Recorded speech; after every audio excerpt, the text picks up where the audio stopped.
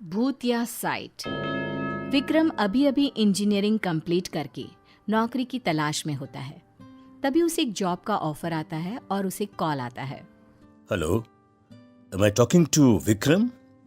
Yes sir, मैं एक construction company से बोल रहा हूँ। हमें आपकी प्रोफाइल बहुत पसंद आई है।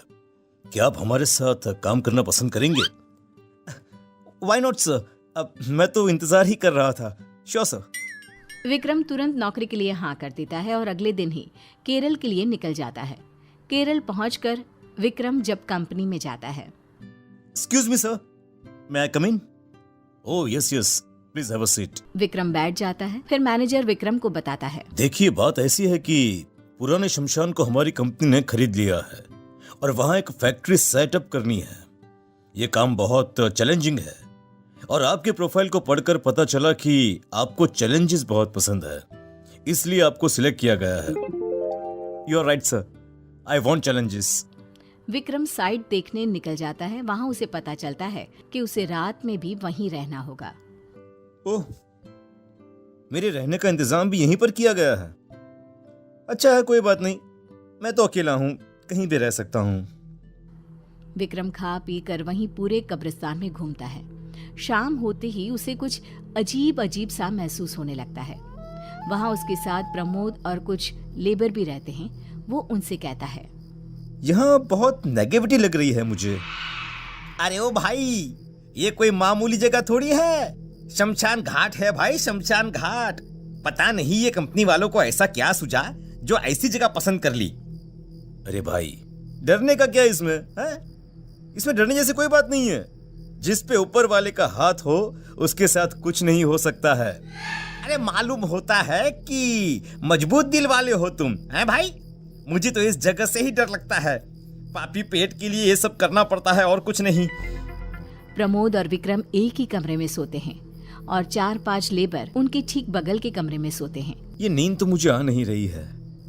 चलो जरा जाकर देखता हूँ कि यहाँ पर लोग इतना डरते क्यों हैं। ऐसा क्या है इस जगह में?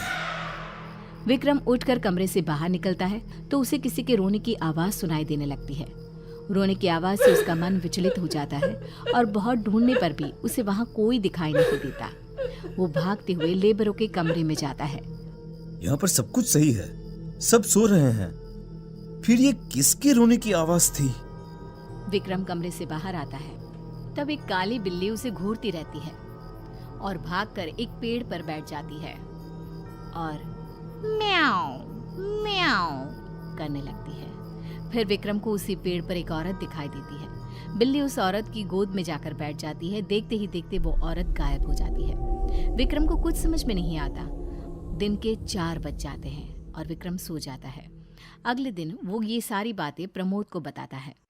अरे भाई, अरे मैं नहीं रहूंगा यहाँ। अरे नहीं तो मुझे हार्ट अटैक आ जाएगा भैया। अरे यार, मैं हूं ना तेरे साथ, तू अकेला नहीं है। अगली सुबह विक्रम अपने काम में जुट जाता है। फिर प्रमोद को पता चलता है कि निखिल, जो कि एक लेबर है, उसकी मौत हो गई है। वो विक्रम को तुरंत ये खबर देता है। अरे नहीं नहीं विक्रम भैया, पुराने लोग सही कहते हैं।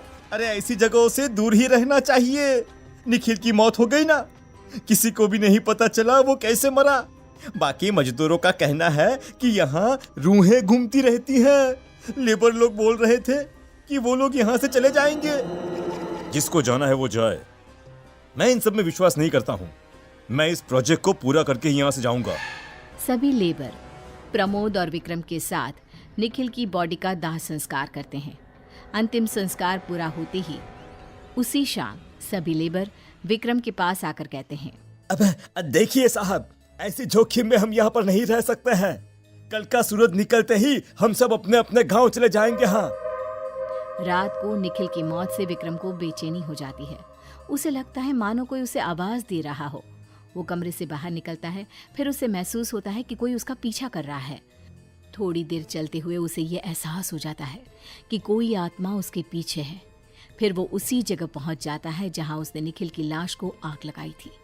थोड़ी ही देर में बहुत सारी आत्माएं उसे घेर कर खड़ी हो जाती हैं। विक्रम अपनी जान बचाने के लिए कमरे की ओर भागता है और पसीने से भर जाता है। फिर बेहोश हो जाता है। अगली सुबह प्रमोद उसे इस हालत में देखकर पूछता है, अरे ओ भाई, अरे तुम फर्श पर क्या कर रहे हो वहां पर? यार मुझे माफ कर दे। तुम लोग सच ही कह रहे हो, आत्माएं होती हैं, हमें कुछ करना होगा। किसी भी तरह हम दोनों को यहां से निकलना होगा, वरना सभी लेबर आज चले जाएंगे और हम दोनों यहां पर अकेले रह जाएंगे। सर, पर ये लेबर नहीं जा रहे हैं, उन्होंने अपना फैसला बदल दिया है। जब मैं नहीं डर रहा तब आप कैसे डर सकते हैं? अरे ऐसी बात नहीं है प्रमोद भाई, तुम मेरी बात समझ ही नहीं रहे हो। कल रात जो हुआ तुम सोच नहीं सकते हो, मैंने किस तरह से खुद को बचाया है। विक्रम सारी बातें प्रमोद को बता देता है। प्रमोद की रूह कांप उठती है। अरे सर, मैं तो कहता हूं कि जिसको यहाँ पर रहना है रहने दो, हम चलते हैं यहाँ से। चलो अभी निकल चलते हैं। विक्रम और प्रमोद अपना सामान बांध कर निकलने लगते हैं, लेकिन लेबर उन्हें घेर लेते हैं और जाने नहीं देते। साहब, आप लोग नहीं जा सकते हैं। अरे भैया, हम तो जा रहे हैं, जिन्हें मरना है वो मरे यहाँ पर। हम तो कब के मर चुके हैं साहब, अब क्या मरेंगे? मरने की बारी अब तुम लोगों की है। इतना कहते ही सारे लेबर भूत प्रेत में बदल जाते हैं। अरे मेरे लेबर कहाँ गए?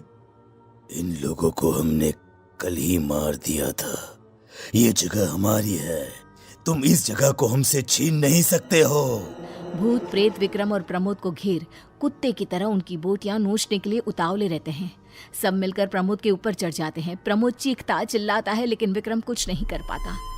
अरे मुझे छोड़ दो भाई, अरे मेरे छोटे छोटे बच्चे हैं, अरे उनका क्या होगा? अरे छोड़ दो भाई मुझे।